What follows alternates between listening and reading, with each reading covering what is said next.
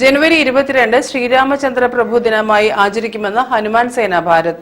സേനയുടെ സംസ്ഥാന നേതൃസംഗമം chairman M Bhakthavatsalan ഉദ്ഘാടനം ചെയ്തു.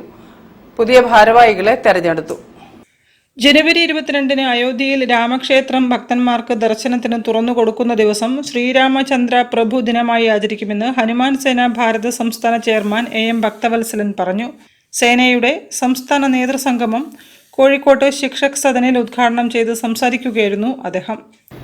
ഇവിടെ മതേതരത്വത്തിന്റെ പേരിൽ വാതോരാതെ അതിന്റെ തലതൊട്ടക്കുമാറായിട്ടുള്ള രാഷ്ട്രീയക്കാരെല്ലാം തന്നെ ഇവിടെ മതമയമായി മാറ്റിയിരിക്കുകയാണ് കേരളത്തിൽ. മതമില്ലാത്ത ഒരു സംഭവം കേരളത്തിലില്ല. ഇടതുപക്ഷമായാലും വലതുപക്ഷമായാലും ഈ മത മേലാളന്മാരുടെ അവരെ കാണുമ്പോൾ മുട്ടിൻകാലിൽ വിറയ്ക്കുന്ന അല്ലെങ്കിൽ അവരെ കാൽ വെക്കുന്ന സമീപനമാണ് രണ്ട് മുന്നണികൾക്കും ഇവിടെയുള്ളത്. പി സുരേന്ദ്രൻ ചേളാരി അധ്യക്ഷനായിരുന്നു. സംസ്ഥാന ജനറൽ സെക്രട്ടറി വിനോദ് കൊല്ലം മുഖ്യപ്രഭാഷണം നടത്തി.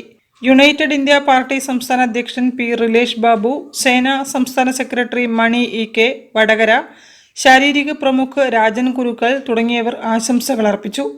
Ashiq Viswanathan, Rani C K Velayudhan, K Rama, Babu, Shyamala Neduvattam, Sreekala, Sandeep തുടങ്ങിയവർ നേതൃത്വം നൽകി. News bureau, Kozhikode.